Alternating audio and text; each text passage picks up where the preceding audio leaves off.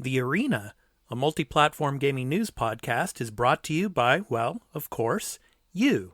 If you want to learn more about how you can support the show, go to patreon.com/thearena_podcast.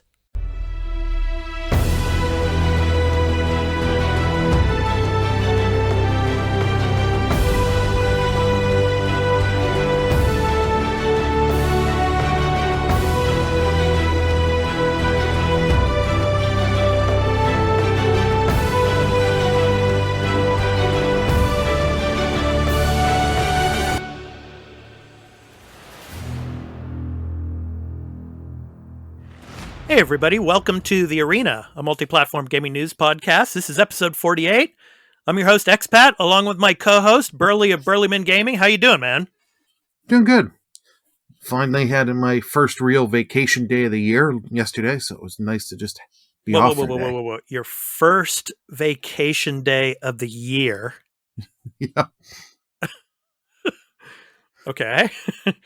I mean, like, you don't have like the weekends off or anything like that? Well, yeah, you have weekends off, but you know what I mean, like an actual, how, I don't know how it is over there, but I know you may have had this when you worked in the U.S. Yeah, you know how you have your 2 weeks of vacation for the year? Yeah. It's my first actual vacation day of the year. That's one of those days. Cool.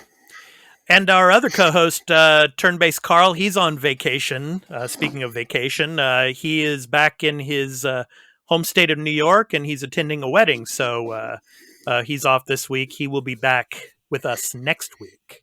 So, Burly, man, we were talking about this before, the weather out here in Japan, man. They actually moved the marathon event from Tokyo to Sapporo. And Sapporo, of course, is one of the northern cities in Hokkaido, in the northern prefecture. Yeah, it's still pretty hot and humid up there, even like 30 degrees. Oh, jeez. Yeah. So, I was watching a little bit of the women's marathon event earlier today. It seemed like they started at like 6 a.m. or something like that. So, yeah. And we're expecting like 3 different typhoons to be passing through Japan within the next few days. Oh, jeez. So just imagine the closing ceremonies, man. They might have to postpone the closing ceremonies because of the, the typhoons that are passing through. One is actually coming tomorrow, but it's going to pass over the Pacific, more into the Pacific. It's going to curve to the right of Japan. But there's one coming on Monday or Tuesday that's going to hit landfall, whereas the final one's going to hit the Sea of Japan, which is in the western side. So, crazy, man. Like I said before, it was crazy to schedule the Olympics at this time of the year in Japan. It's one of the worst times of the year weather-wise for a lot of people. But how is it in nice and cool Canada? It's probably like, about 20 degrees Celsius? No, it's been lately. It's been about 30 degrees. Ooh. It's been like between like 26 to 30 pretty much each day. Now, is that normal? Or is that because of global warming? Global warming. Let's not kid ourselves. Global warming. It's not like you guys where you guys have mild summers or whatever they use to get the Olympics. It is not mild, that's for sure, man. It's like, tropical conditions here, Yeah, it's the humidity has been off and on. Like, you've got some days where it's 30, but the humidity isn't really too high. And then you get days with like 70% humidity, and you're like, God, I want to kill everything. Yeah. All right. So there's going to be a brief pause here while we find out where you could find the podcast. And then after that, Burly and I are going to be talking about what games we've been playing this week. So here's our message about where you could find the podcast. Before the crew discuss what they have been playing, this episode of The Arena, a multi-platform gaming news podcast, will be going to Patreon in early access for a day after recording. So if you would like to support the show and become a patron at the entry tier 1 level at $1 per month, and get early access to every episode and listen ad-free along with other perks, including exclusive post-show content, plus special bonus episodes, please visit patreon.com/thearena_podcast for further details. On Sundays each week, the podcast will be uploaded to all free podcast services, where you can find us on any podcast app for iOS or Android, Spotify, Amazon Music, and on Expat's YouTube channel, Expat2020 Gaming. Just download your favorite podcast app or open Spotify and search for The Arena, a multi-platform gaming news podcast. Subscribe, follow us, post a review, and leave us questions, comments, and feedback if you like, if that feature is available there, and spread the word about the podcast.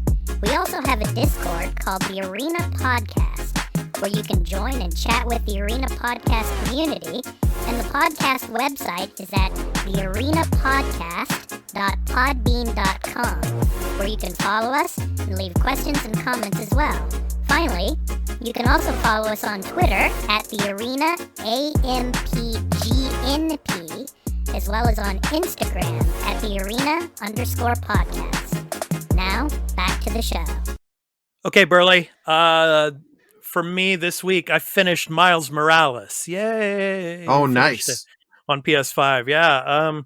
Yeah. I love the story, and I love those cutscenes at the end. Of course, I'm not going to say anything because I don't want to spoil it for people who have not played Miles Morales yet, that have not gotten a PS5 yet. They might have played it on PS4, but most people are probably going to want to play it on PS5. But yeah, those cutscenes were really cool. I really like the story. The relationships between Miles and his mother and his uncle, and one of his former classmates.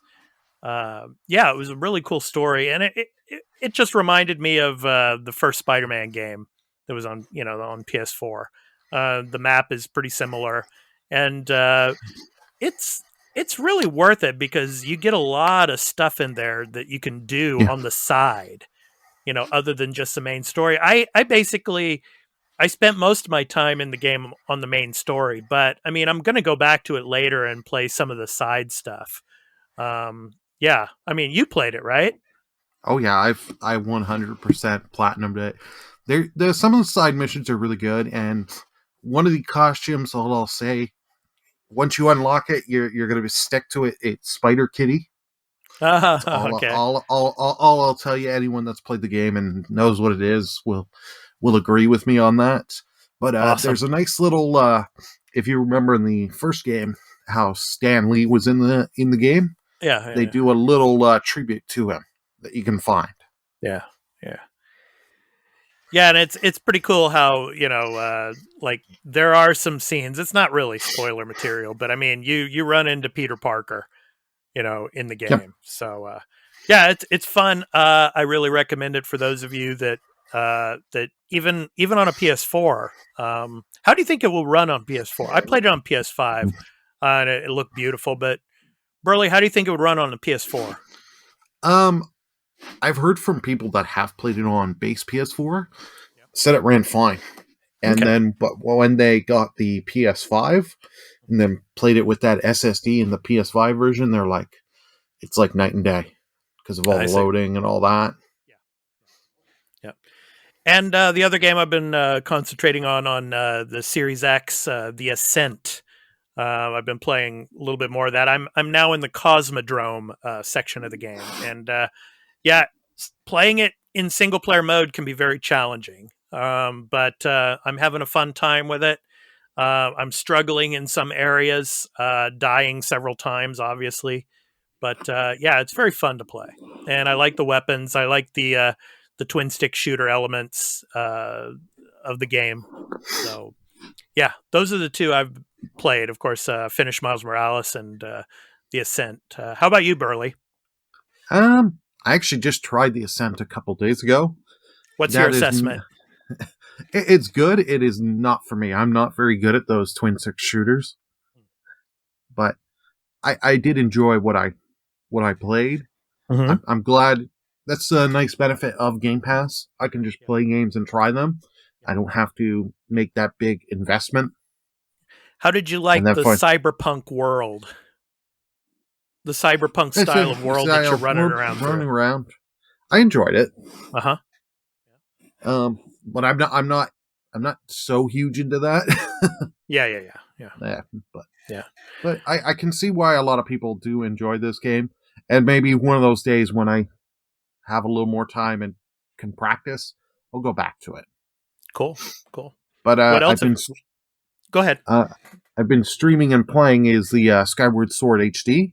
I'm enjoying it. I'm getting better used to the controls, but it's still I'm having a little bit of trouble doing the slashes. But I am enjoying That's the cool. story a lot, and it really flushing out the lore. Mm-hmm. I like that. I might have asked you this before, but and of course, Dan, our former co-host of the Arena, he said that of course Skyward Sword is better than Breath of the Wild. What's your assessment? Is it better or just as good, or what? Oh yeah, I've made it farther in Skyward Sword HD than I have Breath of the Wild. Ooh, okay. Yeah, I plan to go back on Breath of the Wild. Like I got Breath of the Wild day one and enjoyed the first like hour or so I put in. But then when I realized a lot of those those shrines and stuff, it's like, here, let's play with motion controls and get a ball in a hole. Yeah. Can we not? Yeah. Just have me fight enemies or do other shit. Puzzle solve. Right. But cool. All right. Okay. So it's time for the weekly news beat. So first up, Burly, more on Activision Blizzard. Like, this story's not going to go away anytime soon, I think. So first, of course, Blizzard president J. Allen Brack is out after a sexual harassment suit and after the employee walkout. So Jen O'Neill and Mike Ibarra will take over as co-leaders. So this is from The Verge and Richard Lawler. So basically an announcement from Activision Blizzard said that former Vicarious Visions leader Jen O'Neill and former Xbox executive Mike Ibarra are now co-leaders of the developer. A note on Blizzard.com says the two, quote, are deeply committed to all of our employees, to the work ahead, and to ensure Blizzard is the safest, most welcoming workplace possible for women and people of any gender, ethnicity, sexual orientation, or background, to upholding and reinforcing our values, and to rebuilding your trust, end quote. And not just the the president, J. Allen Brack, but also Blizzard's head of HR is out, Jesse Meshuk, or Meschuk. I think I'm pronounced that incorrectly. I think it's Meschuk. SVP of Global HR has left as well. So, Burly, what do you think of this, man? It's just the ball's rolling down the hill and, starts from the top and rolls down. And, but still the CEO, Bobby Kotick, is still there. What do you think of all this? Okay. Yeah, there's a lot here. Like, I'm glad that some of these people that should be gone are gone. Like that head of HR, with all that stuff with the emails and stuff coming out and people posting being like, I copied you on these emails and sent, because they're like the Blizzard CEO saying, oh, you guys should have let me know about this. And it's like, here you go. Here's all this evidence saying it was sent to you. You just didn't care. So it's nice to see that this bit them in the ass. Yeah. And they're gone. And all that suck it up culture too. Yeah. And I'm kind of not glad that the Vicarious Vision leader, she got in. Kind of is into manage, because that's what sucked when I found when they said, oh yeah, there's going to be no more Vicarious Vision.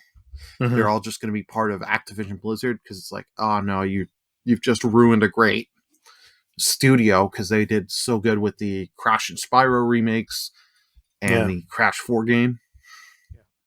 But Activision CEO is going to be a little tougher to get out.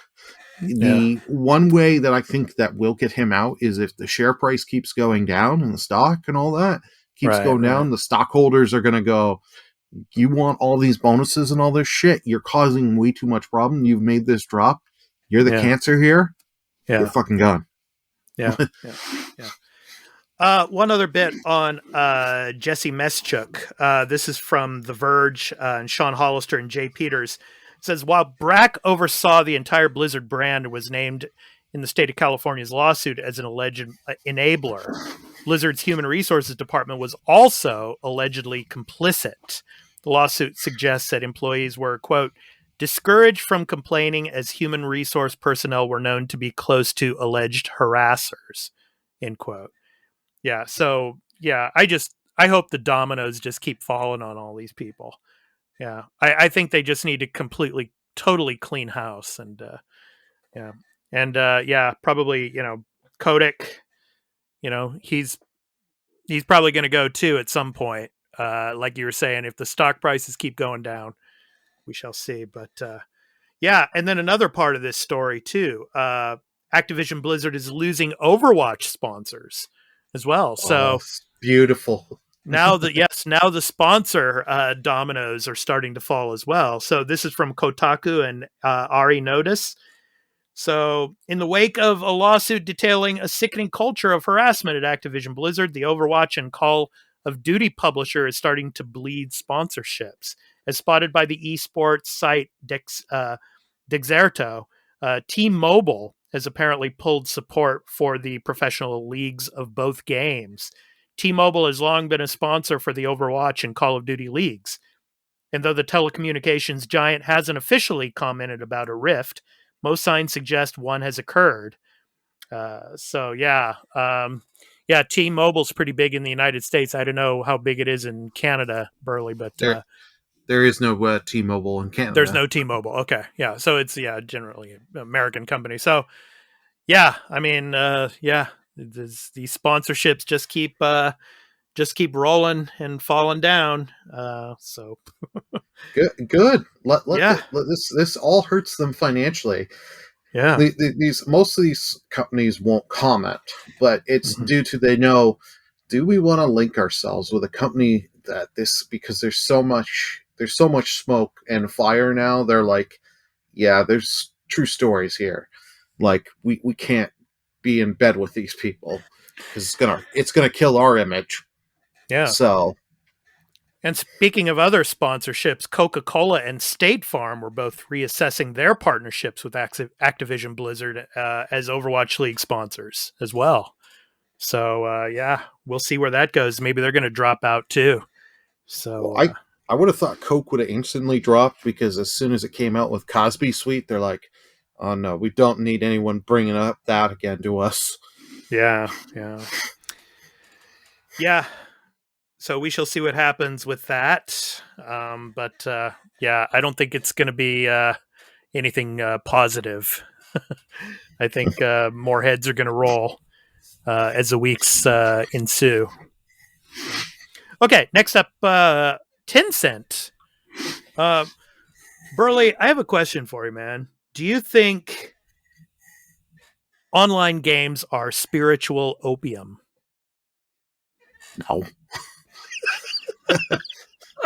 No.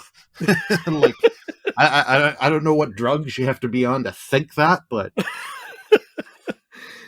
well, apparently those in China and within the government there believe that people are on drugs and using opium that are playing online games.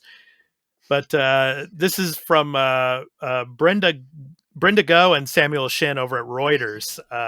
Tencent vows fresh gaming curbs after spiritual opium attack zaps 60 billion. 60 billion. Jeez. China's Tencent Holdings said on Tuesday it would further curb minors' access to its flagship video game hours after its shares were battered by a state media article that described online games as spiritual opium. Economic Information Daily cited Tencent's Honor of Kings in an article in which it said minors were addicted to online games and called for more curbs on the industry. The outlet is affiliated with China's biggest state-run news agency, Xinhua. The broadside reignited investor fears about state intervention after Beijing had already targeted the property, education, and technology sectors to curb cost pressures and reassert the primacy, I should say, of socialism after years of runaway market growth. Quote, they don't believe anything is off limit and will react, sometimes overreact to anything on state media that fits the tech crackdown narrative, end quote, said Ether Yen, partner at Trivium, a Beijing-based consultancy. China's largest social media and video game firm saw its stock tumble more than 10% in early trade, wiping almost $60 billion from its market capitalization. So, yeah, I mean, this is pretty wild, man. I mean, you know, state government, you know, state-run media and the government's throwing out something like this, and then the you know, how this company is reacting to it. I mean, just imagine if you had, like, here in America or out in America, for example, like, you know, the government saying something about this and then everybody on Facebook going off about it. And then these companies start reacting by, like, pulling back certain games or whatnot. And how do you feel about this story, Burly? I mean, you know, I think this is an overreaction, obviously, by Tencent. But then again, when you have a huge, powerful government, you know, socialist government like the Chinese government, this communist government, actually, yeah, I don't know. What do you think, man? Oh, it definitely is an overreaction, but they probably have some. Let's not mince words. They've got back dealings with the Chinese government. Yeah. So they're probably the Chinese government saying, you want to still be honored for these deals, you're going to do as we say. No questions asked. Yeah. And Tencent's gonna bow. They're going to do as the government tells them. Yeah. Now, let's kind of switch away from Tencent in China a bit. I mean, kind of a similar situation, say in the West. Let's say for years now, you've had, like, the U.S. government trying to come with some type of, you know, regulations on gaming. You know, it goes back to the, you know, the 90s, the early 90s with, you know, Sega and Nintendo, you know, for the bloody games and things like that, the violence in games and stuff. But could you see this as a precedent for Western countries like America, Canada, the UK, for example, to try to, for example, put pressure on companies and parents especially, you know, to get them to stop kids from playing certain types of games online? I can see American companies and companies all over the world trying to use, like governments trying to use this as a precedent, but I don't think it'll ever take hold. Yeah. Because just look at how much revenue these games and the gaming industry generates. Yeah. They're going to be like, no, we ain't going to do that. You want to quash our revenues on this and that? Yeah. And you're going to, they'll come back to be like, if you do that, then we got to let go of X amount of jobs, this and that. And it becomes a giant PR nightmare. Yeah. Yeah. Well, just imagine, though, if, like, the government said to these companies, or especially parents, you know, playing video games is like being on crack cocaine. Oh, God. Instead of spiritual opium, it's like crack cocaine. You know, it's like, yeah. Yeah. But then again, I mean, in America, probably American parents would be like, nah, care, you know, so, yeah. What my kid isn't actually robbing people in real life. He's just playing Fortnite. Yeah. I'm okay with that. Yeah. But then if a company out here in the West, or out in the West, I should say, loses like 60 billion, you know, then they'd probably, you know, probably have some problems dealing with, you know, dealing with what to do. But, yeah, luckily this isn't, you know, happening in the West right there's now. There's one company that we spoke about earlier. We'd like to be losing that kind of money right now just to good old clean more Activision house. Blizzard. I'll say it. Activision Blizzard. Blizzard. Yeah, Blizzard. Yeah. Yeah. Yeah. Don't buy their new releases. Trust me, Yeah. it'll be better in the long run if you do that. Yeah. But that's the addiction, though. That's the spiritual opium for most of the people on the internet out in the West. It's like they can't hold back. They just buy all these games, you know. They pre-order, buy the game day one, you know. And then it's a buggy mess like Cyberpunk or something like that. Oh, not to mention that they're like, well, it's a free-to-play game, even though these loot boxes or these skins are a little more than I want to play.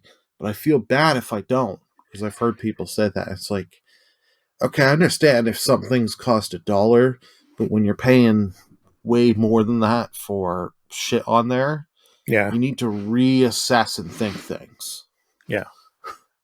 Yeah. Yeah, it's bad news for Tencent, but then again, you know, Spiritual Opium, I think that was a little extreme. Yeah. A little extreme. Okay. Just only a little? Yeah, only a little, yeah. Okay. All right, let's go ahead and move on. Burly, you're going to play Ghost of Tsushima again, right? Yes. So, did you play Ghost of Tsushima's multiplayer mode? I did. I didn't, unfortunately, I didn't get a lot of time into it, but I really did enjoy Legends. Okay. Yeah, I never got a chance to play Legends. I played the main story of Ghost of Tsushima, but yeah. So in the story, there's a couple of PlayStation stories we have, but first, Ghost of Tsushima's multiplayer mode is getting new content and a standalone release.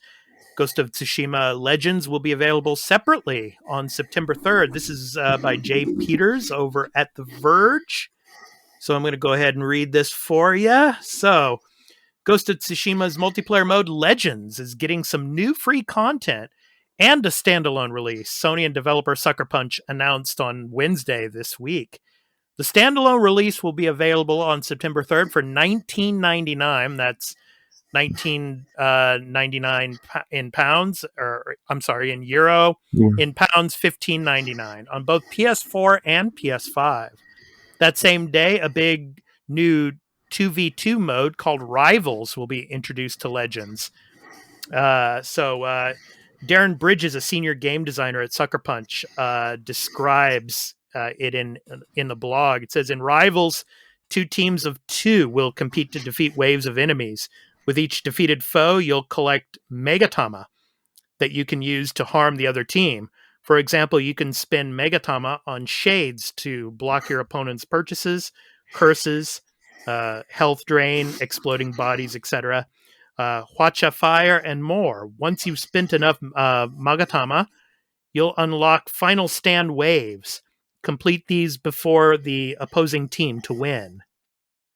So, yeah. So, alongside Rivals, Legends will also get a gear mastery system to further kit out your gear, according to Bridges. So, players who've earned 110 level gear will now be able to bind it to a class and activate mastery challenges. This will allow a piece of gear's key level to be upgraded to 120 and eventually unlock a second perk slot. As you activate mastery challenges, you can also unlock a new ability and new techniques for each class. Sucker Punch is also launching an update to Legends on August 20th, the same day as the release of Ghost of Tsushima Director's Cut, that includes rebalancing survival mode. And the developer is promising that Legends will receive a new piece of content each week from September 10th through October 1st, including a new map for Rivals. Yeah. So if you pick up the standalone Legends, you want to play the Ghost of Tsushima single-player campaign, you can upgrade to Ghost of Tsushima Director's Cut, which includes a new island to explore and more animals to pet. And we've talked about that before. I think in last week's podcast, we talked about it a little bit. Yep. For $40, that's €50 and 44 pounds on PS4, or $50, €60 or 54 pounds on PS5. So, Burly, what do you think of all this? What do you think of that $19.99 price tag for a standalone?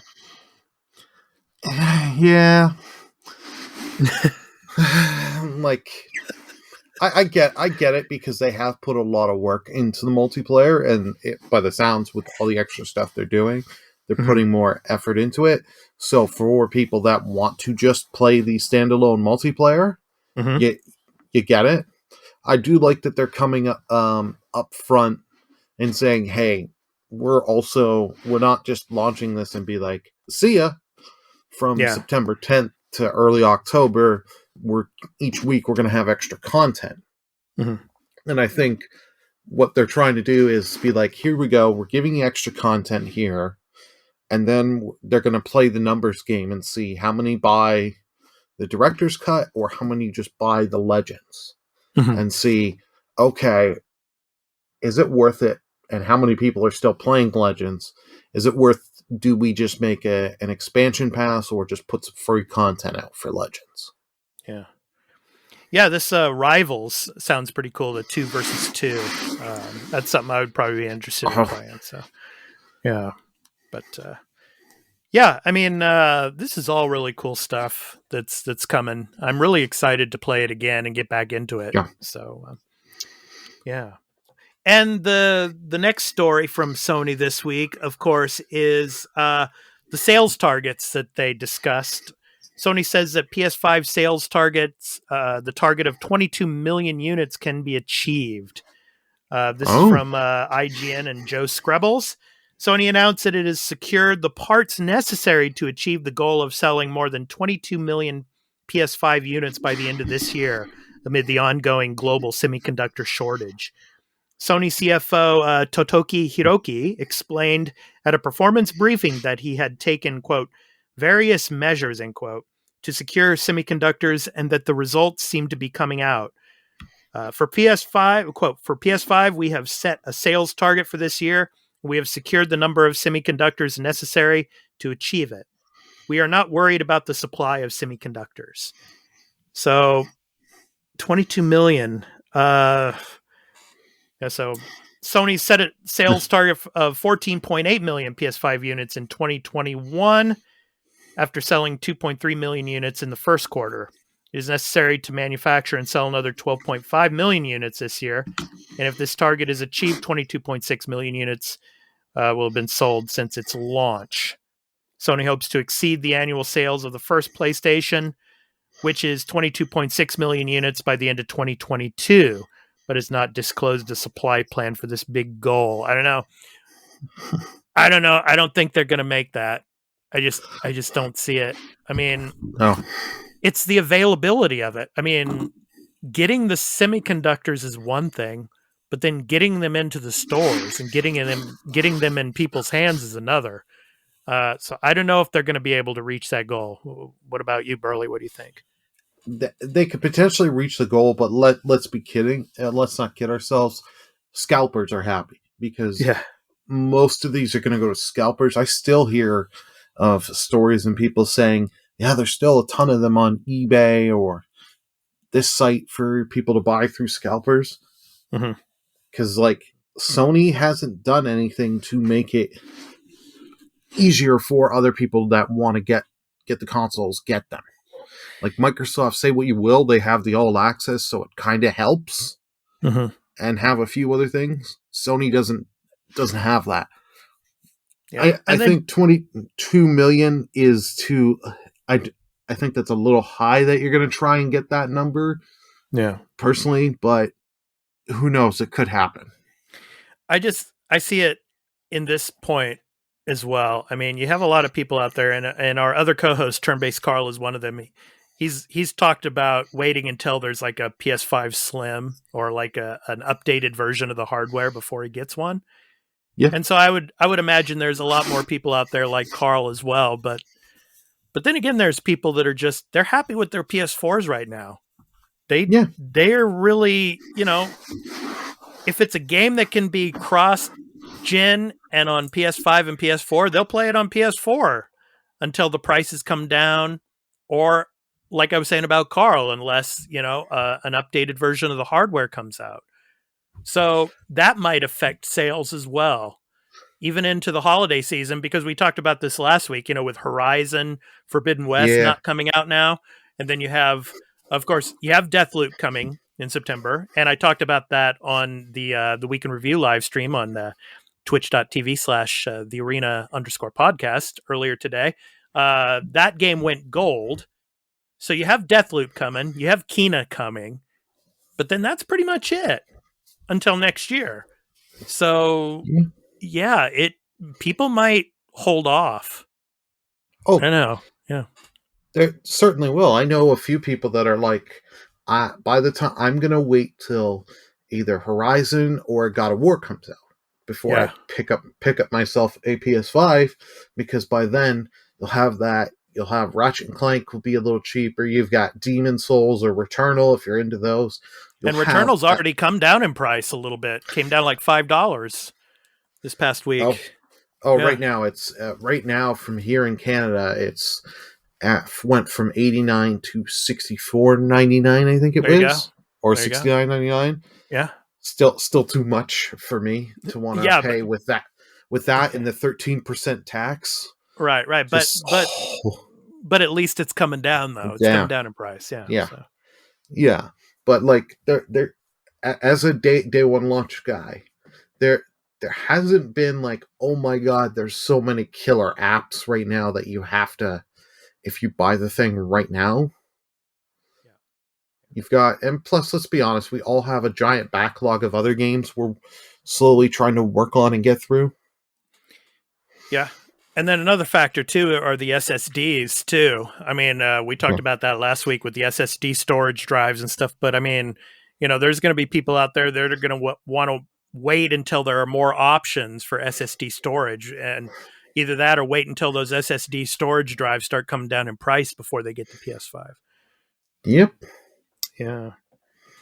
I don't know. Yeah, that's a lot. But hats off to Sony for getting those semiconductors, and hopefully they can meet their goals. I don't think they will, but hopefully they can. So, yeah, I think they'll sell a few million units. But what they need to do is create a thing that people want. If people want to get one, they make some kind of system. Or go to these retailers and be like, no, you can't do the standard method. People aren't getting them. We're getting flack for this shit. Microsoft's got something. You need to do it. But I've said this before, and Nintendo is guilty of this. They're stubborn Japanese companies. They honestly don't care if they get them in their hands of people that want to play them or scalpers, because at the end of the day, they make the same money. Yeah, hopefully some other kind of system can be implemented to help people that are still wanting to get one to be able to have access to them. So we shall see. So, okay. And just one note on Nintendo. I talked about this during the Week in Review live stream, but I'll mention it here now because we're talking about sales figures and stuff and amounts of hardware that have been pushed and sold. The Switch just passed, 89 million? And they're on their way to overtake the Wii. And of course, they were talking about that their ultimate goal is to surpass the PS2, which is like 155 million units. I don't think that's going to happen, but hats off to Nintendo for pumping out these mid-generation upgrades and all the crazy hardcore gamers out there that probably have 2 or 3 or 4 Switches in their homes that probably have pumped up those sales figures. Although that Switch Lite, I think that helped them so much. So you're gonna have that cheap SKU out there and just get because I've seen quite a few Switch Lites for families and stuff that have bought them. They're like, hey, we can just get this cheap. Kid can go take it and play. Yeah, that's for sure. And then don't be surprised if there's another iteration before there's like a Switch, a a Switch Pro or another hardware iteration that's beyond the Switch. There's probably going to be another type of Pro or like a upgraded OLED model or whatever it is, or that's going to come probably sometime next year. The OLED light. Yeah, or something like that, and that's going to boost the sales numbers. I wouldn't be surprised to do that. Yeah. So, but anyway, hats off to Nintendo for those sales numbers. So way to go. Okay, now it's time for the Burlynator Corner. What the fuck?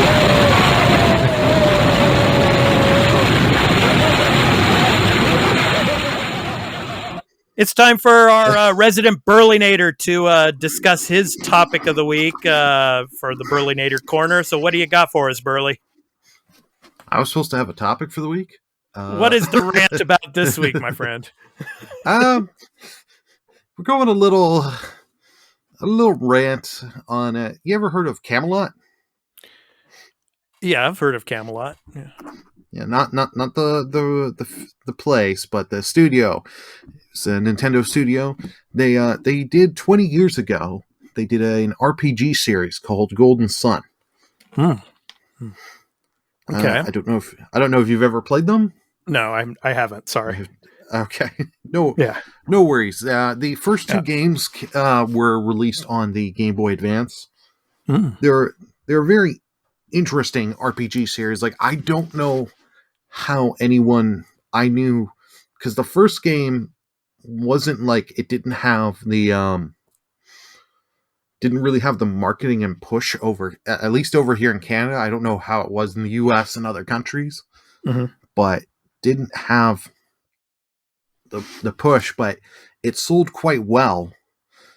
And it got its sequel on the Game Boy Advance. And then, unfortunately, we waited years and years to get another game that we got on the DS in 2010, but it left on a cliffhanger, and that game didn't sell the greatest. And we're still waiting. It's over 11 years. We still haven't gotten an answer to the cliffhanger. Did that game come out here in Japan as well, I think? Yeah. Oh, yeah. Yeah. So, yeah. All three came out in Japan, because it is I believe Camelot is a Japan studio. Okay. They're known for, most people may recognize the name but not notice. They're the ones that do all the Mario sports games. Oh, okay. All right. So, I'm sure if you've played any of that, played any of those, you'll go, oh, now I get it. Yeah. Now I remember them. Yeah. So kind of off topic, but you heard about Mario Kart 8 like selling like better than all the other games, like the sports games and like Zelda and Mario. Is like Mario Kart 8 is like the biggest, like one of the biggest games to stream as well, right? Oh yeah, no, like it literally, that game was it did okay on Twitch numbers. Excuse me. It jumped. The pandemic was the best thing for that game. Yeah. Because like on the Wii U, Mario Kart 8 was a good game, but I bought Deluxe early on when it came to the Switch, because like, this I got at the Switch. I don't have to have my Wii U out to play this again. But I didn't touch it much. But like during the pandemic, that thing just got huge, and like Twitch loved it.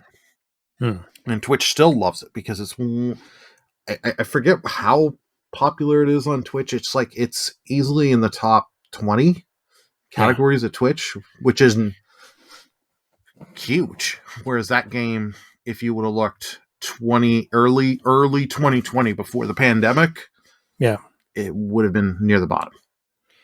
Yeah, here in Japan, I think the top 2 or the top 3 selling Switch games are probably Mario Kart 8, Splatoon 2, and Super Smash Brothers. Oh, and wow. Those are the 3 big ones, yeah. I think those are 3 big ones. Yeah. All right. So, Burly, thank you for that, for the Burlynator Corner for this week. Welcome. So, it's time for the topic of the show. So our most anticipated games for the remainder of 2021. So games that have still not been released yet, or maybe games that have been released, but that you haven't played. But we're kind of focusing on the games that still have not been released, but will be releasing the second half, because we're in the second half of the year now. So I thought we would talk about those in this episode. So first, I want to throw out some comments that we got from. One was from our co-host, Turn-Based Carl. He said that for most anticipated games for the remainder of 2021, it's surprisingly hard for me to come up with 3 games. So, as you listeners out there, Burly and I were talking about, okay, let's think of 3 games that are our most anticipated for the remainder of the year. So Carl says it was hard for him to come up with 3 games, but he says, I guess Guardians of the Galaxy, Halo Infinite. Yeah, Guardians of the Galaxy, Halo Infinite, single-player campaign, and the Series X PS5 update to The Witcher 3. So those were his 3. And then from Twitter, from @2wheel2, friend of the show, he said Metroid Dread, Shin Megami Tensei 5, Lost Judgment, and then he also mentions Kena Bridge of Spirits and Tales of Arise. Nice. So he's also excited for the console launches for Evercade VS and Amico. So John Caleb, friend of the show, he said my most anticipated games: Tales of Arise, Abandoned, and Cyberpunk. That's pretty good. Yeah, the updated and better looking version of Cyberpunk. I guess we could all hope that all the bugs are taken care of. Yeah. That's not coming this year. Let's a little side rant here. Witcher makes them the most money. Yeah. And what's going to get? They're going to put, because you got Witcher Season 2 is coming out in December. Yeah, on Netflix. So what are they going to push? They're going to push The Witcher, and because they just did that mobile game and it made like $500,000, their Cyberpunk soon is going to be, we're going to give you DLC sometime. 2 years later, we'll finally give you something what we promised you, because we're just going to focus on Witcher because that's what makes us money. Yeah. John Caleb at John Caleb 3000. Yeah, I think that for a game that maybe you haven't played Cyberpunk yet, maybe by, closer to the end of the year, maybe a lot of those bugs will have been addressed, and the game will run really smooth for you. So, But, at Silent Hill Dude, he says Halo Infinite, Forza Horizon 5, and Fatal Frame are his 3 most anticipated games for the remainder of 2021. So, Burly, I'll go ahead and I'll roll off my top 3. So, number 3 is number 3 was a tough one for me, but Dying Light 2. Really? I'm really looking forward to Dying Light 2. I loved playing the first Dying Light. It was really fun to play. I don't know if it's going to make December. Right now, it's scheduled to come out in December. But I'm hoping it comes out then. I was thinking about Metroid Dread, but then again, I'm being honest with you now. I've never played a Metroid game before. So, this would be my first Metroid game. Yeah. I can hear Dan typing a million things in the. Yeah. But I mean, I've seen the Metroid games before. I've watched people play them and stuff, but I just never got around to playing them. But I mean, Metroid Dread looks exciting to play, but that's not one of my most anticipated games. My number 2, I would have to say, is of course Halo Infinite. I'm a fan of the Halo series. I'm a fan of the single player campaigns. I love Master Chief. I'm looking forward to what they have, especially in multiplayer. I wasn't a part of the test program, I'm not the type of person that really gets into betas. I just want to wait until the game comes out and play it, when it comes. Yeah. But I think with this whole year that they've had to polish everything and to get it ready, I think it's going to be really worth it come November 15th when it releases. So that's my number 2. Nice. What do you think is my most anticipated game for 2021 second half? See, I was going to think Halo would have been your number 1. You threw me off with Dying Light 2. Yeah. I'm going to take a stab in the dark here. I guess say Kena. No, it's not Kena. I really want to play Kena. Yeah. I'll give you one more hint, okay? It's a game based in Japan. Oh, Ghost Director's Cut? No. I played... all right, I'll give you one more hint. I played the first game recently on PS5. Oh, the Lost Judgment sequel. That's right. It's called Lost Judgment. Yes, okay, that is yes. Yes. Judgment was the first game, so Lost Judgment, that's the sequel that's coming in September. I think it's September 24th. That is my most anticipated game of the year. I loved the first game. I loved the story. Kimura Takuya, I'm telling you right now, just get rid of Johnny's. I'm sorry. Get rid of Johnny's, dump them, make a deal with Sega, and make a third game after this one. I mean, the first game was amazing. The second game is probably going to be an amazing story as well. A lot of the characters from the first game are going to be back. In the next game, you're going to also be playing parts of Yokohama as well. So the maps are going to be expanding a lot. The same combat system from the first game is going to be in Lost Judgment. I'm really, really excited to play this. And of course, I'm going to play it in Japanese. I'll have English subtitles at the bottom, but, I just love the first game. And, I'm a fan of Kimura Takuya. He's a great actor. And I think the story is going to be really powerful. And it should be really fun. And of course, roaming around Kabukicho, which in the game it's called Kamurocho, but everybody knows it's Kabukicho.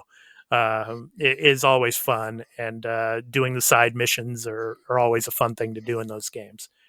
So that's my most anticipated game for the remainder of 2021. So Dying Light 2, Halo Infinite, and Lost Judgment. Okay, Burly, take it away. What are your 3 most anticipated games for the remainder of this year? So this was hard to narrow it down to 3. I did myself of not counting Ghost, because I figured if I did Ghost, everyone would instantly know that would be number 1. Yeah. And it's like, I've already played the majority of that. Let's be honest. The director's cut, just with the new island and some of the legends. Yeah. So my number 3. Yep. Kena Bridge of Spirits. Bridge of Spirits. Yeah. I'm really looking forward to this game. Like I'm one of the few people that said, "Hey, I'm glad this got pushed out of August into September." Yeah. A, just to give it more time to polish, but B, it is in a less competitive, because when it was going to come out, you've got Ghost, you got Psychonauts. And there was one other game around the same time. So it was like, this game is not going to do well at that time. But when does it come out in September? Because it could go up against Deathloop. That's what I'm worried about. I think it comes out tail end of September, and Deathloop is the 14th. Okay. So I think there's a little bit of breathing room there. Yeah. Little bit of breathing room there. Yeah. Okay. Huh. Number 2. This one I've struggled to pick, because like I kept for a little background here. I made like a notepad file on my computer, and I kept typing and retyping names. But because it's like, no, I should say this. No, I should say that. Oh, God damn it! Why is there so many things I want to play? I'm putting Halo Infinite. I Okay. decided on Halo Infinite because I feel it's time to go back in the series. I have not played 4. I have not played 5. You got to play those first. You got to Yep, get caught up on the story. Yeah. Yep.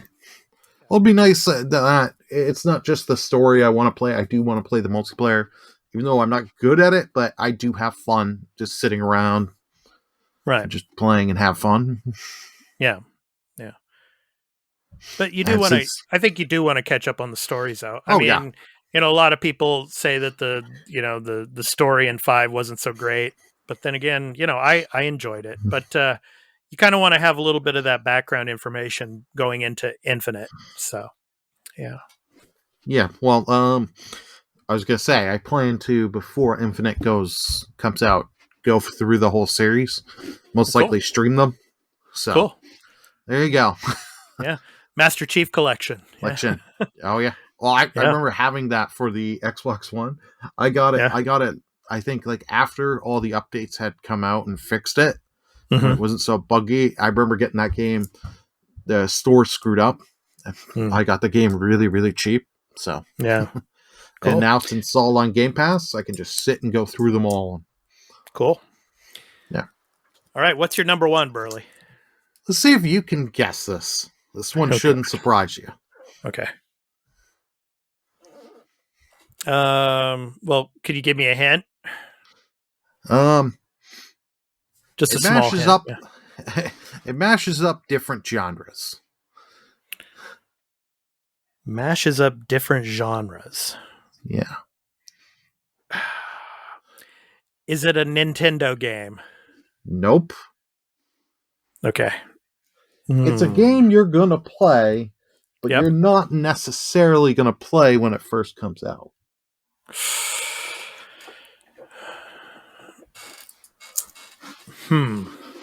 Okay. Deathloop. Yep. You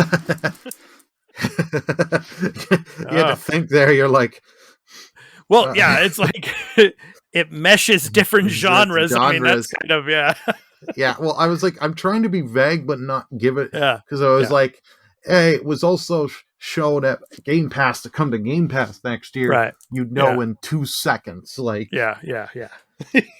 I am looking forward to Deathloop so much. I loved the first Dishonored game. That's one of those games I highly recommend if you got Game Pass. However, you can play the game. Play the first Dishonored. Yeah. Just ignore that the second one exists, and you'll be fine. Yeah. But this I'm really looking forward to. Like I've seen every time they've done those little spots on the game, I've been watching those, and I know I'll just have a blast playing through this. Yeah, I'm struggling with which one to play first, whether I play Kena or to play Deathloop first, and I don't want to get both of them, right away. Really? So, yeah, I thought you were just going to wait till next year for Deathloop and just get it on Game Pass. I might, yeah, because I'm leaning towards playing Kena first, because but cool. Yeah, Deathloop is it's going to be good, that timed exclusivity though, it's going to come to Game Pass, and that's an incentive for me to wait, Oh yeah, I know quite a few people that don't have PS5 and they're like, well, I could just buy Game Pass and play it. And I was like, yeah, I totally get that. For me, I got rid of some old games that I was never going to play. Yeah. And it paid for it. So it was like, okay. Are you a little nervous about it though? Being buggy and all when it comes to the PS5? That's one thing I'm kind of worried about for people that are going to play it day one. Yeah, that does give me a little fear in the back of the head, because that's the trend with games. They're always they can't just most of them just can't launch perfectly. It's always got to be this or that. But hopefully, it's just little minor little graphical bugs. Yeah, like I had with the Mass Effect collection, where it's like, I don't care. This is minor graphical bug, and hopefully, it's not RE8 bad where I want to kill everything. Yeah. One thing about Lost Judgment, too, is it's going to be an international release day one. And this is going to be the first Yakuza series style game that's going to be an international release on day one. I mean, in the past, every other Yakuza game was released first in Japan, and then it was released later in the West because of all of the, the language rendering and everything for the games, and all the subtitles and all the language tracks. But apparently they've been doing a lot of crunch to get that ready for the game on day one for an international release. So that's Nice. That kind of worry. That's nice, but it worries me just a little bit, because what was it, like the lip syncing issue? What was that game that was having the lip sync? I think it was the Ghost of Tsushima that they had to for the director's cut. They're fixing the lip sync issues. Yeah. So I'm hoping that in Lost Judgment, for those of you that are going to be playing in English, hopefully there's no lip sync problems. That they have to address or something like that. But yeah. So anyway, those are our most anticipated games for the remainder of 2021. Unless, of course, there's some stealth releases that we don't know about yet. Of course, Gamescom is going to be coming up here in a couple of weeks, and of course, we're going to be covering all of the most of the events at Gamescom. So who knows? They might drop something on us, hopefully a release date on the Skywalker Saga Lego game. I'm really hoping for that. Yeah. Oh, that game, I'm still shocked, is not out. Yeah. It's like, out of all of these things, like, how could you not have that out? Like, yeah. What was your budget? $5? Yeah. Like, well, yeah, the developers are saying they have information at Gamescom about that. So hopefully we'll get a release date, and maybe it'll be the holiday season, like in November or something like that. oh, And then it'll get crushed by Halo Infinite. Yeah. I think if anything, they wouldn't put it in November.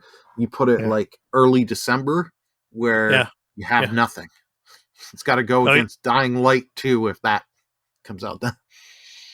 It's going to be good though, Burly. I mean, Dying Light 2, I think is going to be special. Yeah, I really do. We'll see, but the first game was really good, and it was overlooked by a lot of people, I think, Dying Light. So, if you haven't played Dying Light, check it out, man. It's really fun. I have not, and I believe the first game was on Game Pass. I don't know if it still is. Yeah, well, it came out, God, it was like 2015, I think.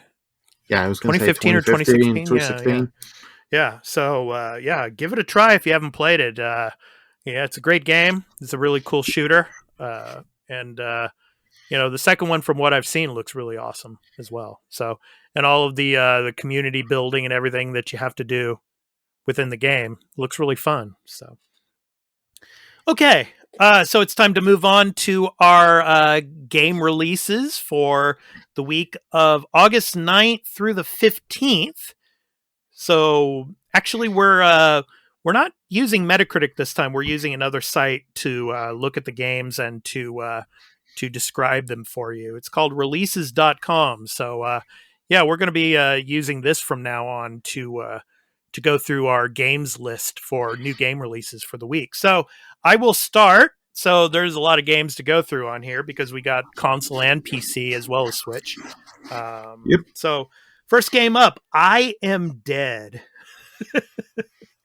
You're dead? Oh, God. That is a great title for a game. I love it. So it's already out on PC. It came out on October 8th, 2020 on PC, but it's now coming to PS4, PS5, Xbox One, and Xbox Series X. So I Am Dead is a charming puzzle adventure game from the creators of Ho Hokum. So have you played Ho Hokum, Burly? I have not. Okay. And Wilmot's Warehouse, about exploring the afterlife. Morris Lupton is a recently deceased museum curator of the tiny island of Shelmerston, who is reunited with the ghost of his dog, Sparky, only to discover that a disaster is about to destroy his beloved island. Together, they must uncover Shelmerston's ancient mysteries, prevent the island's volcano from erupting, and save the place they call home. Morris and Sparky must unearth a number of Shelmerston's lost and scattered ghosts. To find them, the duo must visit the places they spent time in, dive inside the memories of the people who knew them the best, and learn the stories of their lives.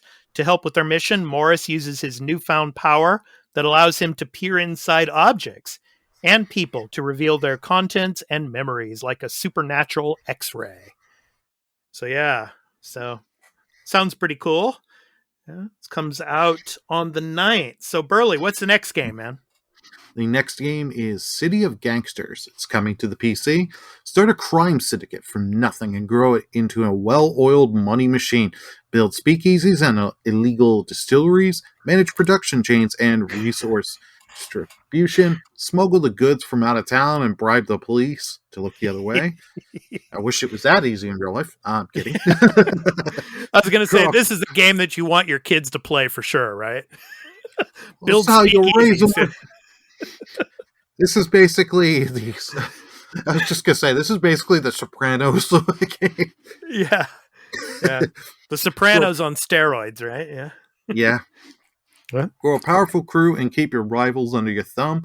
Eliminate your competition and rule the city, but most importantly, keep the money flowing. The year is 1920, start of Prohibition in the USA. With Congress action, a huge segment of the national economy becomes illegal overnight. Bars and saloons are ordered to close. Distilleries and breweries go quiet. Distributors shut down, but a new era is dawning. A gilded age for smugglers, black markets, illegal manufacture, and organized crime. Most importantly, the organized crime. And what platforms is it coming to? Just PC. Just a PC. Okay, PC game. Awesome. You never know. It could come to consoles later on. Yeah, I'd love to see that on console. That would be awesome. Yeah. Okay, next up, Button City. So Button City is confirmed for Mac and PC on August 10th, and for PS4 to be announced. Okay, Button City is a colorful, low-poly adventure game about cute animals and an arcade. Play as Fennel the Fox as you explore a diorama world. Play exciting arcade games and meet cute animal friends. Explore a hijinks story to save the arcade from a greedy fat cat who threatens to tear it down. Yeah, any game that has cats in it, I'm for. Yeah, Thomas, my cat. My cat's name is Thomas, as in Tom and Jerry. Thomas. Yeah, he would love this game for sure. So. Yeah, it's funny. We go from organized crime to fat cats. Exactly. Yeah. So, it will be coming at some point to PS4, PS5, Switch, and Series X. So, yes. All right. What's up next, Burly? We got Ever Forward coming out on August 10th. It is coming to PC, PS4, PS5. And the Nintendo Switch, and as well as the Xbox One and the Xbox Series consoles. Ever Forward is an adventure puzzle game. And the story of Maya. Maya is lost in a strange world somewhere between reality and imagination. Hope she didn't take mushrooms. She took spiritual opium, right? Yes. Damn it. I should have gone for that. Damn it. I'm kicking myself for not thinking going back. She's alone to confront her despair on her journey of discovery, where she must unlock her memories and confront her fears to unravel the secrets of the world. Players need to use their observation skills and intelligence to solve multiple puzzles to piece together the mystery of Maya's past, what dark secrets she has buried. Ooh, sounds interesting. Next up on the list, Shadowverse, Champions Battle. Now, this comes to the Switch. In the US, it's confirmed for August 10th, and for the UK on August 13th. Shadowverse Champions Battle is a reimagined version of the strategic multiplayer mobile PC card battle game for the consumer platform. As players progress the game, they can collect new cards to build more powerful decks. The game could be experienced solo, or players can head online for multiplayer matches to test complex new strategies against others. It will also feature a battle pass system with cosmetic leader skin rewards and other in-game bonuses unlockable by completing missions, such as winning online matches. The Switch release also adds deluxe battle animations for a more immersive experience. In Shadowverse Champions Battle, players take the role of a transfer student to Tensei Academy, where they are quickly introduced to the Shadowverse card game by their classmate, Ryogasaki Hiro. The new friends team up with Shadowverse Club president and only member Rei on a quest to master the popular card battle game and restore the club to its former glory by winning the national championship. So, Shadowverse Champions Battle. So on August 10th in the US and on the 13th in the UK for the Nintendo Switch. Burly, what's next? What's next is Godfall. It's coming to PS4. Godfall. Yeah. the game that people forgot about on the PS5, right? Yeah. I was going to say, like, I didn't mention it because A, I forgot about it, and B, nobody cared. Like, I have never heard anyone say anything good about Godfall. Mm-hmm. Like, so, yeah, it's coming to PS4. Here's the message they have. Godfall is a brand new next-gen looter slasher set in a bright fantasy universe filled with heroic knights and arcane magic. Godfall is a fantasy action RPG that utilizes high-impact third-person melee combat to engage players as they hunt for loot, don legendary armor sets, and defeat vicious enemies as players face the most challenging missions in the world of Godfall. Enemies and bosses will reward fans with head-turning loot as they are vanquished. Godfall can be played either solo, duo, or 3-player co-op. Why not 4 players? Because it's Godfall. I just love that, man. Head-turning loot. I was like, yeah. Okay. All right. So next up on the list, Untitled Darkness. Okay. So this is confirmed for Xbox One on August 10th, as well as the Series X. So on August 10th, Untitled Darkness is a short game that deals with depression. Depression can leave you powerless, feeling there is no way to escape it. While it has you trapped, it only allows you to see its darkness, hiding any light from you. In the game, you experience someone's struggle with depression. You witness how it distorts how they feel about themselves as they struggle to escape it. So it comes out on the 10th for Xbox One and the Series X. Okay. Next up, Burly? Next up is Black Book. It is coming to the PS4, PC, Switch, and the Xbox One, as well as the series. A card fusion-based RPGs and adventures game. Black Book is a haunting tale of a young sorceress who gave her life to serve the dark forces. Dive into the cold yet alluring world of Russian folk tales and uncover the secrets that hide in the darkness. A young girl named, I'm going to butcher this name, Vasilia, destined to become a witch, decides to throw her fate away and marry her beloved. But the dream is shattered when her betrothed dies under mysterious circumstances. Aching for her lost love, Vastila seeks out the Black Book, a demonic artifact said to be powerful enough to grant any wish to the one who uncovers all 7 of its seals. Join Vastila in the adventures across the Russian countryside as she solves the woes of common folk by confronting demons and performing exorcisms. Wow. Exorcisms, that's the way to go, man. Yep, sure. Exorcisms. Yep. Please tell me vodka is an item in this game. All right. If you're drunk, your magic does have damage. Yeah.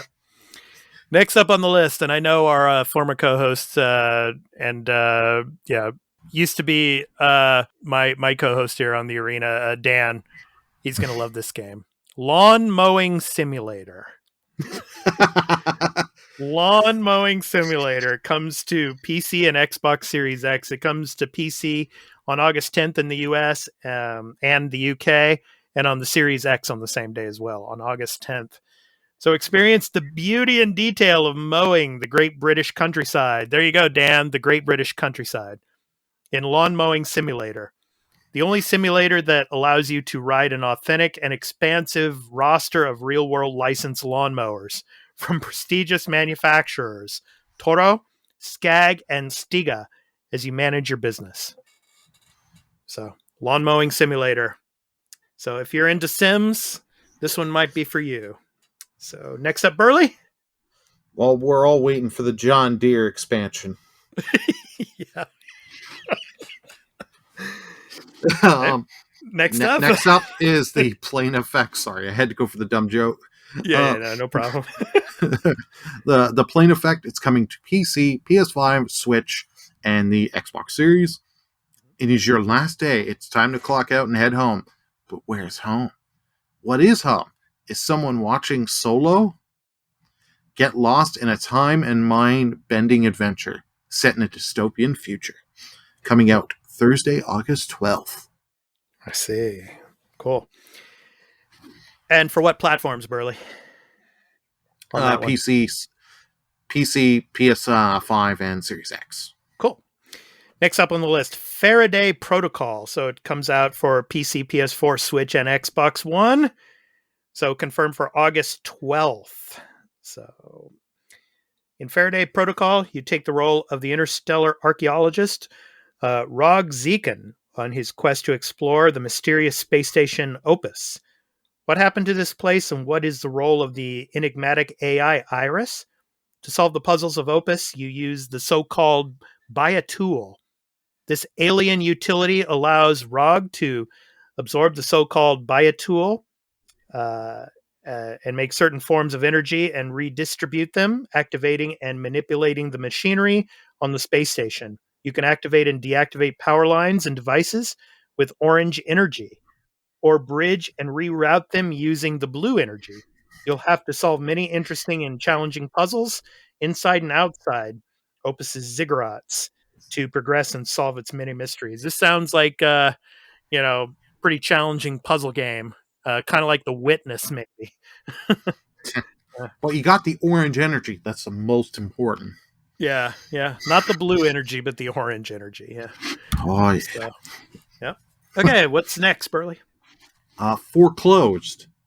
Okay. It's coming out Thursday, August 12th, coming to PC, PS4, PS5, Switch, Xbox One, and Xbox Series. Foreclosed is a cyberpunk action shooter set in a comic book world. Follow the events of Evan Kapanos, sorry if I butchered that, in this original comic book styled game, and discover how losing your identity is all too possible. I see. Cool. Next up on the list is Tetragon, coming to PC, PS4, Switch, and Xbox One on August 12th. So it's confirmed for PC on the 12th, as well as PS4 and Switch. Okay. So Tetragon is a vast, mysterious universe of unique puzzles, magical mazes, and challenges. Your goal is to move the plane realities using the spinning world gravity wisely. Test your mind and guide the brave lumberjack through the scattered worlds in search of his lost son. There you go, Burly. This one's right up your alley, man. The lumberjacks, right? Yeah. There you go. 10 out of 10 this game, just alone from the description. There you go. All right, what's up next? Next up is Art of Rally. It is coming Thursday, August 12th. It's already been released for PC, but it is coming to PS4, PS5, Switch, Xbox One, and Xbox Series. Art of Rally is a stylized rally experience from the creator of Absolute Drift. The top-down view lets you completely focus on the stages by seeing upcoming road features without needing pace notes. Cool. All right. Next up on the list, Non, the First Warp, comes out for Linux, Mac, and PC on August 12th in the US. So a genre first-time manipulation, high resolution, up to 8K, unconventional 2D point-and-click adventure. So that's all that is said about this. So Yep. So Linux, Mac, and PC. So yeah, high resolution up to 8K. Yeah, should be something special. There you go for all you 8K nerds that need your 8K games. There's one. Yep. Next up is Fire Tonight, coming to Mac, PC, and Switch. A narrative puzzle game about two people trying to find their way back together in a city on fire. It's coming Thursday, August 12th. Cool. All right, next up, The Amazing American Circus. Comes out on PC, PS4, and Switch on the 12th. And it'll be also coming to Xbox One. So, The Amazing American Circus is a unique blend of a card game, tycoon, and an adventure game. Build a strong deck of cards, gather an amazing troupe of mimes, jugglers, strongmen, and clowns. Manage your wandering circus camp while venturing across the 19th century United States. Oh, sounds like fun if you're into circuses. Yeah. Yeah. So cool. All right. Next up. And avoid the mafia that's going to extort your circus. Yeah. The next is Naraka. I'll go ahead and pronounce that for you, Burly. In Japanese, it's a Naraka. Yes. Naraka. Blade point. Yeah. Naraka. It's coming to PC August 12th. It eventually will get released to other platforms, the PS5 and series. But just for now, it's coming Thursday, August 12th to PC. Offers a close-range action set of mysterious eastern region called Morris. The game features a boundless movement system that allows players to climb, hang, and even parkour, with an aim at whatever you want grappling hook. And a sophisticated yet beginner-friendly combat system involving accessible block and parry mechanics. Blade Point is designed to provide a brand new experience of melee combat and world exploration. Cool. Integrating Eastern aesthetics and philosophy. Blade Point presents a forsaken realm of splendid landscapes as well as inexplicable enigmas. Ooh. Inexplicable enigmas. Interesting. Cool. All right, next up, and I think this is the biggest one on the list this week, Hades. Oh, yeah. Of course, Hades, it's going to be coming to Game Pass as well, and it's, of course, already on PC. It came out on PC on September 17th of last year, and it was in early access on December 6th, 2018, so this game has been out a while. But now it's coming to PS4, PS5, Xbox One, and Xbox Series X. Hades is a roguelike dungeon crawler in which you defy the god of death as you hack and slash your way out of the underworld of Greek myth. And I also put up a game release preview video on my YouTube channel, Expat2020 Gaming. So please check that out as well. So yeah, I think, Burly, this is going to be the game of the list for this week. So I agree with you. Won many awards, was the game of the year for a lot of the media outlets. So yeah, if you haven't played it yet, and if you have Game Pass, download it and give it a try. Yeah. Okay, next up, Burly. Whiskey Mafia. Frank There story. you go, another one, another Mafia game. Forget about it. we need more Mafia games. It's coming to the Switch and Xbox One. Whiskey Mafia Frank Story is a chapter of ambitious crime story set in New York City in the mid-1920s. It tells the story of Frank, a humble and unremarkable postman who dreams of living big time. He receives a letter from his old buddy Leo, who was able to successfully survive the horrors of war.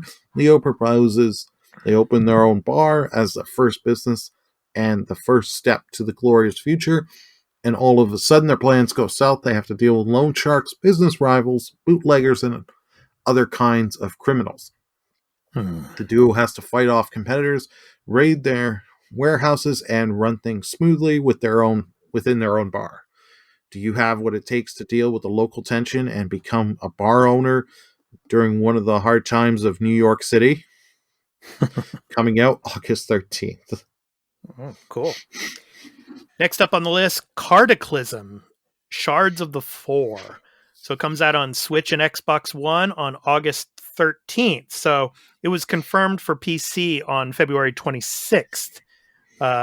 And it was in early access on July 29th, 2020 on PC. And it's coming to the Switch and Xbox One. Face the four horsemen of the apocalypse in epic card battles.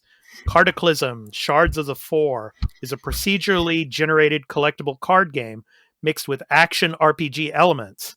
Collect creature and spell cards throughout your journey and unleash their power if anyone opposes you. Yeah. So, a lot of card games this week. I was going to say that there's so many card games. Like, my buddy, when he listens to this, he's gonna love it because he loves his card games. Cool. Next up on the list, Paw Patrol the movie, Adventure City calls. Friday, August 13th, it comes out. It's coming for PC, PS4, Switch, Xbox One, and probably your toaster later on in the year. A big city means a bigger adventure. When Ryder and the Paw Patrol learn that the Mayor Humdinger has taken over buzzing metropolis, they must race into action to save Adventure City from his selfish scheming. So another Mafia game. Another Mafia game, right? Yeah. The pups need you to join Team Possum. So the Adventure City here has come. Be your favorite pups. And be your favorite pups, including Chase, Sky, Marshall, and the new streetwise girl, Liberty. And use their own unique abilities in this high adrenaline rescue missions. Comes out Friday, August 13th. Cool. All right, next up on the list, Fort Triumph. It comes out on PS4, Switch, and Xbox One, and it's already out on PC. It came out in early access on April 26th of 2018.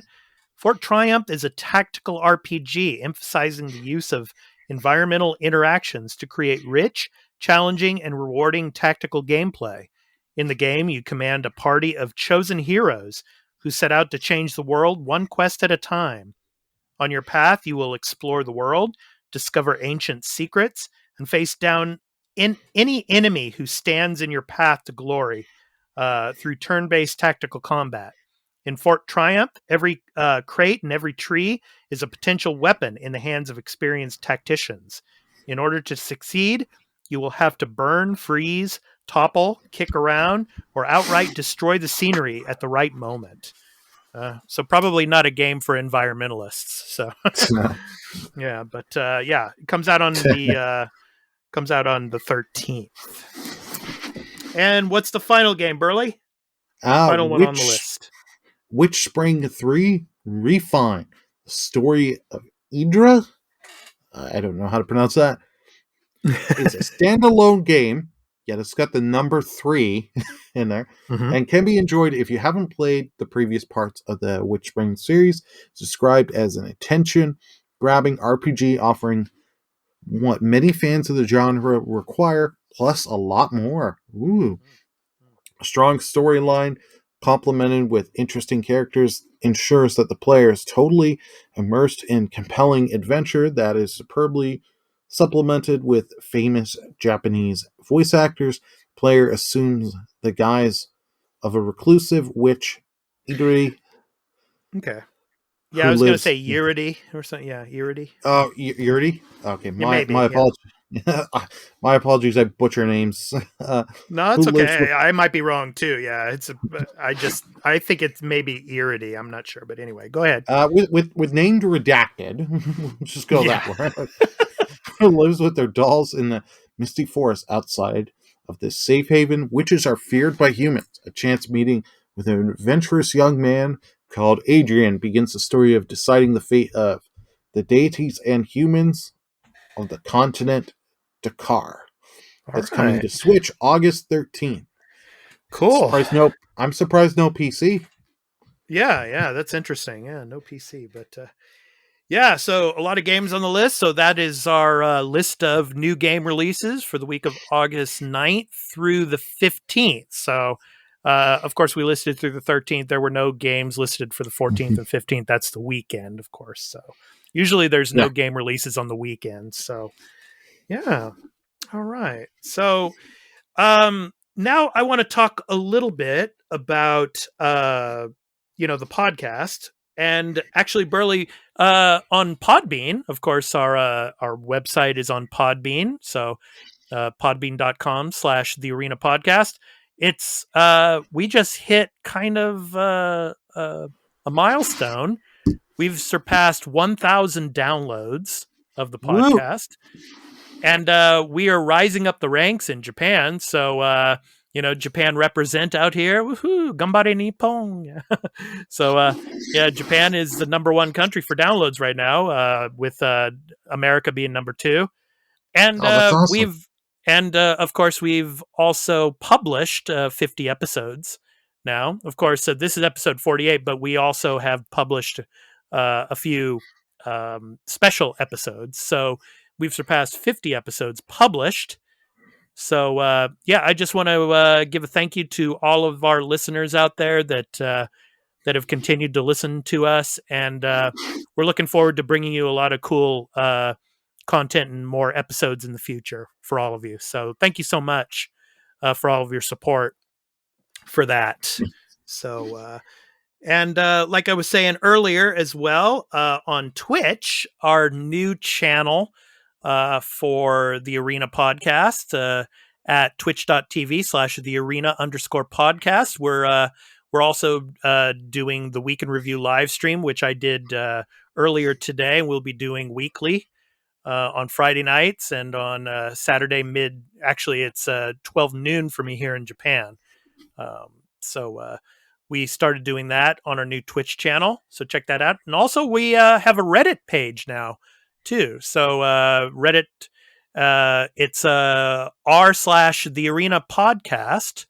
So on Reddit. So go check that out and join the community. I'll be posting game stories as well as links to the podcast on that as well. So check that out. So 1,000 downloads, Burly. Wow. Yep. So we're chugging along. So so I want to thank all you listeners out there that have been supporting us. They rock. And and thanks to Burly and to also Turn-Based Carl and Dan, who have, supported the show and been a part of it as well. So thank you guys so much. All right. So before we conclude the episode, I want to let everyone know where you can find me on social media.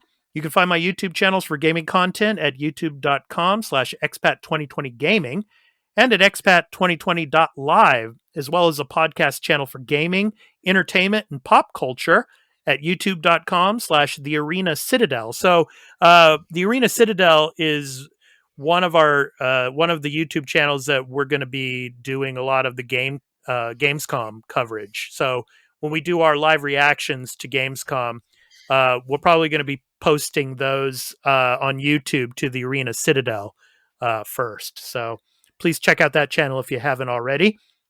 My other social media links to Twitter, Instagram, the Arena Podcast Discord server, and the podcast website are at Linktree at linktr.ee/Expat2020. And I highly recommend for you to join the Discord server. So if you want to discuss anything about gaming news that we talk about here on the show, check out our Discord server, the Arena Podcast. So please check that out as well. I'm also a live streamer and a Twitch affiliate on twitch.tv/Expat2020, where I do occasional gaming live streams. And I'm on our new Twitch channel over at twitch.tv/The Arena Podcast, where we do special event live streams for the podcast, as well as reactions to gaming news, and a supplement to the show called The Arena Multi-Platform Gaming News Week in Review live stream, which I mentioned earlier.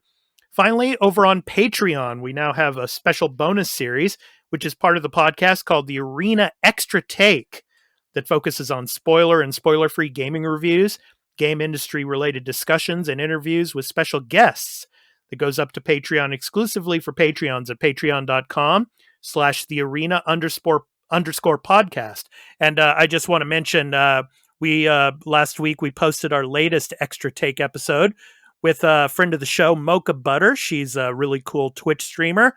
and she's really big on Apex. So we did an episode on Apex Season 10. And Burly, you watched that, right? Oh, yeah. Yeah, I highly recommend it, especially if you're into Apex. Give that video a watch. Even if you're not, like, I'm not into Apex, but I really did enjoy it. Yep. So visit the site for further details on how you can become a patron at patreon.com/thearena_podcast and support the show and all of the content we deliver. So that does it for me. So Burly, where can people find you on social media? You can find me on Twitter at BurlyMenGaming. You can also find me on Twitch, where I'm an affiliate, twitch.tv/BurlyMenGaming. I'm going to be finishing up Skyward Sword. I'm also starting up Golden Sun Dark Dawn. Cool. And soon enough, when Ghost of Tsushima comes out, my channel is pretty much just going to become Ghost of Tsushima Director's Cut. Cool. Yeah, anyone that saw me play the original game last year will understand. Cool. Yeah, I'm actually, I finished something I didn't mention at the beginning of the show when we were talking about the games we've been playing. I finally finished Assassin's Creed Wrath of the Druids DLC, and this coming week the Siege of Paris is going to be coming out, so I'm probably going to start playing that. As well as I want to continue on Game Pass playing The Ascent and also Omnu, which is a very cool game that's from the makers of Journey. So if you played Journey or Abzu, Omnu is pretty similar to those types of games. So I'm going to be continuing with that as well. So, all right. So to end the show, our indie recording artist spotlight. This week's spotlight is on Michael Shines, one of the most sought-after acoustic performers and singer-songwriters in the American Midwest. Michael is one of the hardest-working musicians on the scene. With his deeply personal songs, soulful voice, and signature phrasing, he has built a loyal fan base that stretches across the United States. Michael can be seen live throughout the year on one of his many national tours. From his album titled Back to 95, and the song is called Through the Fire. This has been The Arena, a multi-platform gaming news podcast, episode 48. I'm your host, Expat, along with my co-host, Burly of BurlyMenGaming, and our co-host, Turn-Based Carl, will be back next week, so want to give a shout-out to him. We hope to catch you in the next one. So take care, everyone. Peace. Take care, everyone. Out.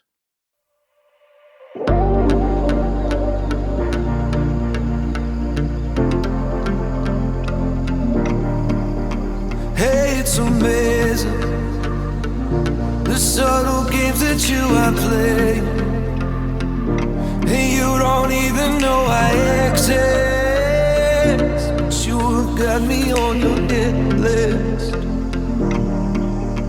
And you're conspiring, girl, you are sexual and bad, and now you got this on your conscience. Cause now I'm unresponsive. Oh, but call your mama, tell her you love her. That's not bad for you. Run through the fire, I walk the wire. I would sell everything I own. I'd swim the ocean, dance with the devil. I'd sell my soul to take you home. Can feel the floor underneath our feet. 5 shots through my chest as you watch me bleed. Every kick, drum hit is a symphony. Every brush of your curves is the air I breathe. You speak, I am listening. Sweat rolls, girl, you're glistening. Slow-mo, pull me into the light, the light. There are people watching us, wishing they were obvious, instead of giving in to the fright, the fright.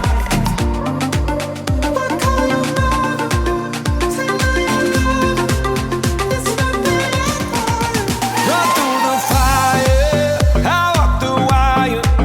I would sell everything I own. I'd swim the ocean, dance with the devil. I'd sell my soul